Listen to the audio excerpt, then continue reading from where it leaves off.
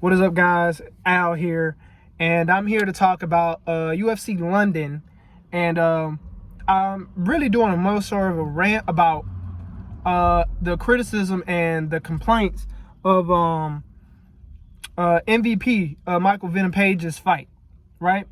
Michael Venom Page versus Sam Patterson. If you're new here to the channel, be sure to subscribe, leave a like down below, and yeah. So people are complaining about MVP's fight with Sam Patterson, and let's just look at the situation here, right? They're complaining, oh, it was a boring fight.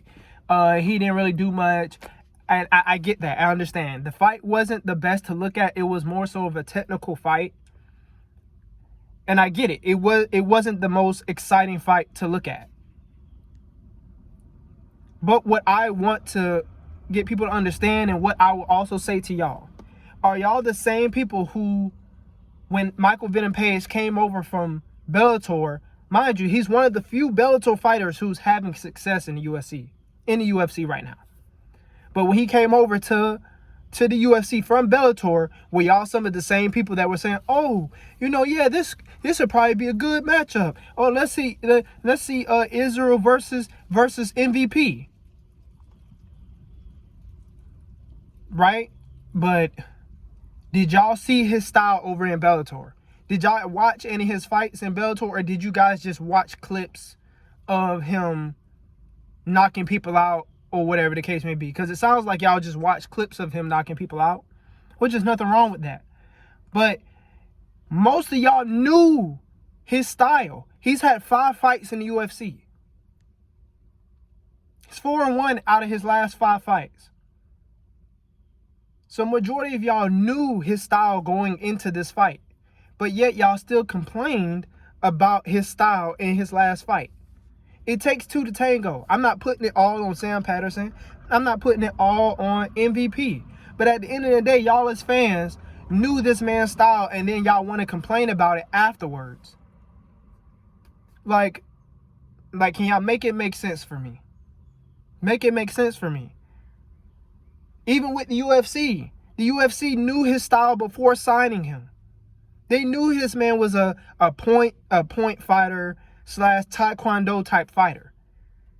So now we as fans and the UFC as a promotion can't now complain about his style. And as the fans, y'all need to understand that this is his style. It may not have been the most fun to watch, but it's his style. Same thing with the Max Holloway and Charles Oliveira fight. People are complaining that, oh, it wasn't entertaining. Y'all know that Charles Oliveira is a jiu-jitsu fighter. He's a jiu-jitsu specialist.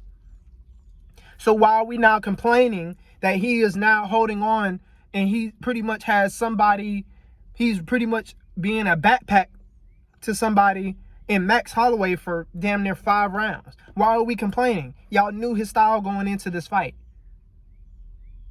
So my thing is, as fans and as a promotion, y'all have no room to complain, because the UFC knew what MVP style was before he came into the UFC. Fans, y'all knew his style because y'all seen him fight the last 4 fights that he fought the same way. It just wasn't as entertaining as y'all would have liked in this bout. That's all I'm trying to say. It's only and then if the promotion shits on its fighters, then the fans thinks it's okay to shit on the fighters. This was the same thing that happened to Demetrius Johnson when he was in the UFC. Then he got traded to One Championship, a promotion that actually promoted him, that valued him, and seen his skill set and let him be him. But now we're doing the same thing with fighters over here in the UFC. I feel like it's only in the UFC that the fighters get shitted on by the promotion, and then the fans also thinks it's okay to shit on the fighters.